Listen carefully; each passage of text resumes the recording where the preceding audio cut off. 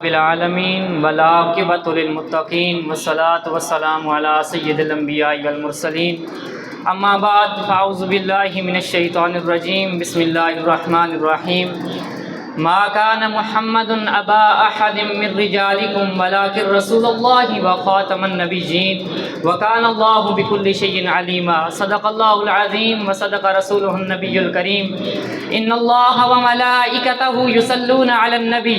یا ایھا الذین آمنوا صلوا علیہ وسلموا تسلیما۔ مل کے پڑھیے الصلاۃ والسلام علیک یا سیدی یا رسول اللہ وعلی آلک واصحابک یا سیدی یا حبیب اللہ۔ الصلاۃ والسلام علیک یا سیدی یا رحمۃ للعالمین وعلی آلک واصحابک یا سیدی یا خاتم النبیین۔ حمد و ثنا کے بعد آپ تمامی احباب کو میری طرف سے السلام علیکم ورحمۃ اللہ وبرکاتہ۔ آج میں آپ کے سامنے ختم نبوت کے بارے میں چند قرآنی دلائل پیش کرتا ہوں۔ اللہ رب العزت سے دعا ہے کہ مجھے حق اور سچ بیان کرنے کی توفیق عطا فرمائے۔ تو احباب ذوالفقار، میں آپ کو بتاتا ہوں کہ ختم نبوت کیا چیز ہے۔ نبوت کا روشن سلسلہ ابو البشر جناب آدم علیہ السلام سے شروع ہوا اور سید البشر جناب حضرت محمد مصطفیٰ صلی اللہ علیہ وآلہ وسلم پر ختم ہوا۔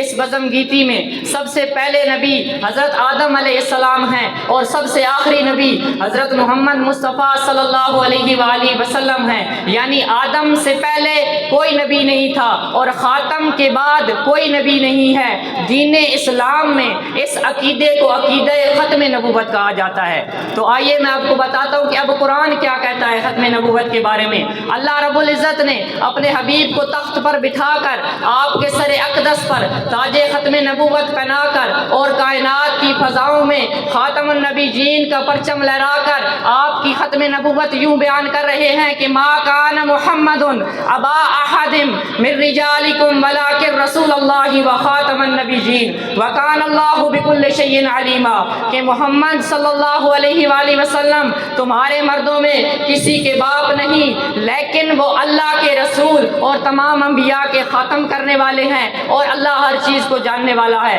احباب ذوالفقار، عرفات کا وسیع میدان تھا، خطبہ حجت الوداع کا مبارک موقع تھا، جمعہ کا دن تھا، ختم نبوت کے تقریباً 1,24,000 پروانے جمع تھے۔ نبیوں کے سردار، ختم نبوت کے تاجدار جناب محمد مصطفیٰ ان پروانوں کی جھرمٹ کے اندر جلوہ افروز تھے اور تاریخ کے اندر انقلاب برپا کر دینے والا خطاب فرما رہے تھے۔ انسانیت کو دست حیات دستور حیات عطا کر رہے تھے کہ اتنے میں ملائکہ کے سردار، وحی کے پیغمبر جناب جبرائیل علیہ السلام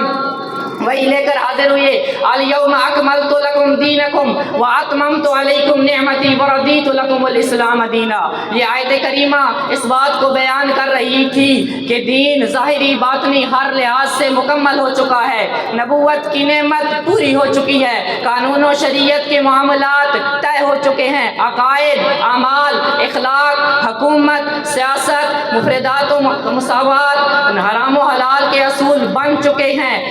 داستان گرامی قدر تاریخ انبیاء شاہد ہے کہ جب بھی کوئی نیا نبی آیا، نیا دین آیا، اسے نیا نبی لے کر آیا، لیکن اب تکمیل دین کی وجہ سے نہ تو کوئی نیا دین آنا ہے نہ تو کوئی نیا نبی آنا ہے، لہذا تکمیل دین کی وجہ سے تکمیل نبوت ہو گئی، یعنی نبوت و رسالت کے دروازے آپ پر ختم، شریعت آپ پر ختم، شریعت آپ پر ختم، وہی آپ پر ختم، آسمانی کتاب آپ پر ختم، آپ کا دین ختم الادیان، آپ کی شریعت ختم الشرائع، آپ کی کتاب ختم الکتب، آپ کی مسجد ختم المساجد، آپ کی نبوت ختم نبوت، آپ کی ذات اقدس ختم النبیین ہے،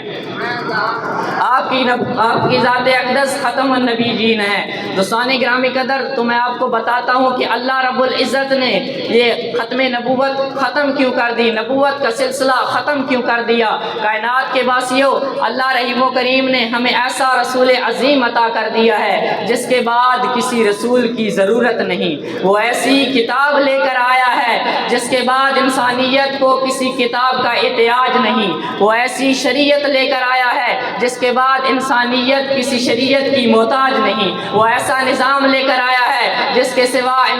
کے سوا کسی نظام کو دوام نہیں۔ آپ کی ہستی وہ ابر رحمت، وہ بحر و بر، وہ کوہ و دمن، وہ نشیب و فراز جو سب پر حیات بخش پانی کی بارش برسائے۔ آپ کا سراپا وہ چشم رحمت جس میں ہر پیاسا اپنے پیاس کی تشنگی بجھائے۔ آپ کی ذات اقدس وہ بہار جو دلوں کی وادیوں میں ایمان کے پھول کھلکھلائے۔ آپ کی شخصیت وہ معلم اعظم جو تمام زمانوں کے انسانوں کو دین کے علم سکھائے اور علم کی روشنی سے ہمارے دلوں کو منور فرمائے۔ دوستان گرامی قدر، تو آخر میں اللہ رب العزت کے حضور ہم عقیدہ احترام سے ہدیہ تبریک پیش کرتے ہیں کہ ریاض خدا کا گل